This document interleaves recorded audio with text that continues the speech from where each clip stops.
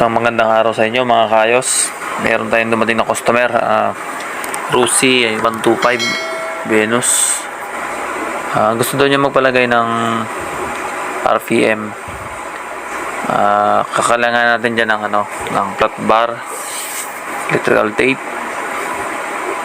tsaka wire stripper, at ito ang pinakamahalaga, ang ating RPM. Bali, ang gusto pala ng customer mga kayos dalawa ang ilagay na RPM. Sabi ko kahit isa lang sana. Sabi niya gusto niya dalawa daw para medyo iba-iba naman daw ang dating.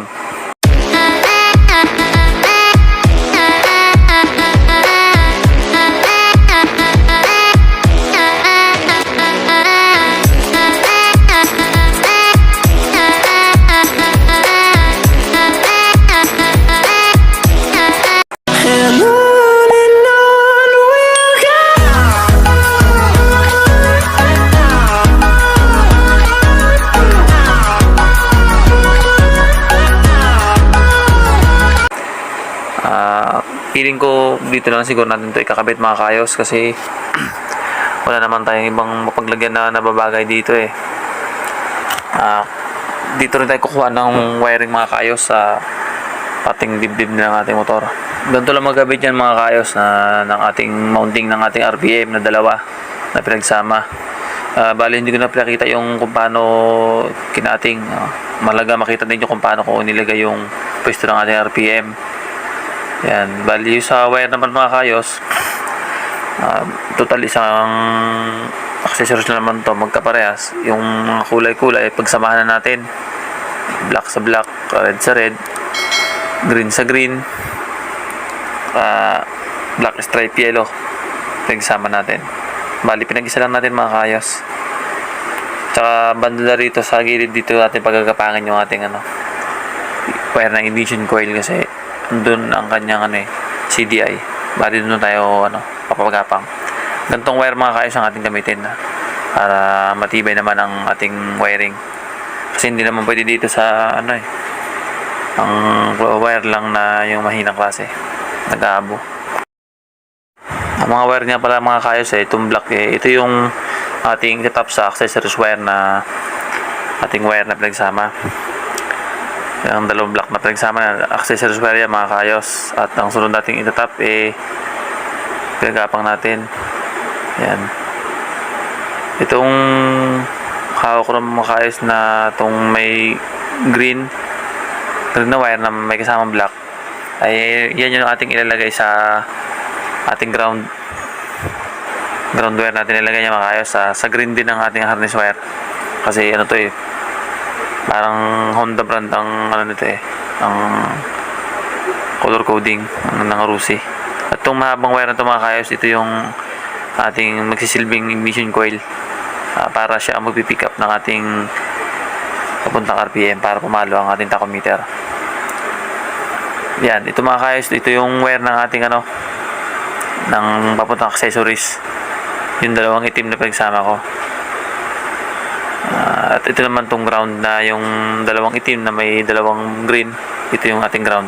Bali inipit ko lang dyan mga kayos sa ating socket para din na rin tayo mag-cut.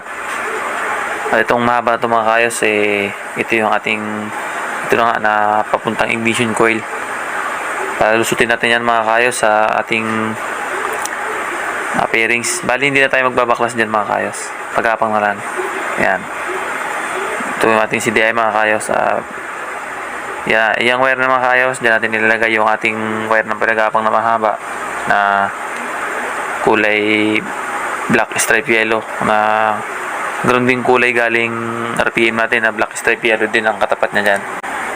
Same lang din sila ng kulay, kaya dyan din natin siya tetap mga kayos. Yung wire na ginamit natin mga kayos dapat automotive wire. Pinakamababa dapat kahit number 18 pwede na yung mga kayos. Basta automotive wire tayo para di naman nag-aabo yung ating mga wire. Kasi kuryente to, hindi pwede dito yung mga audio wire lang, hindi pwede yan mga kayos. What the fuck? Madaling bumigay yun, makabakjab tayo nyan. Pagkatapos yung may mga kayos, may lagay ang wire, lagyan na rin natin electrical tape para magsilbing nito, hindi mag-ground sa ating mga ibang wire. Siya nga pala mga kayos, baka malito kayo sa ating wire ng ating RPM. Yung dalawang block kanina na papuntang accessories wire, may palatandaan nga pala yon. Yung papuntang accessories wire mga kayos na galing RPM na kulay black, yung maigsi na yon na wire, kasi pag galing market, mayroon yung standard wire niya, yung black maigsi yon. Tapos yung isang black na mahaba, yun yung magsisilbing ground ng ating pag nag-switch ka, iilaw siya. Yun yung palatandaan dun sa mga black na wire niya, para hindi kayo malito. Bali, pinutulan ko lang kaya nagkapares na sila ng haba. Pero pag magkabili nyo yun, may maiksi, may mahaba. Yung mahaba, yun yung ground. Yung maiksi, yun yung accessories wire. Pagkatapos nyo ikabit mga kayos yung ating mga wiring, balik natin yung bearings para matry natin kung goods nga ba yung ating ginawang RPM sa ating motor. Kung maganda ang ating pagkakagawa. Tingnan natin kung okay na ba ang ating installing RPM.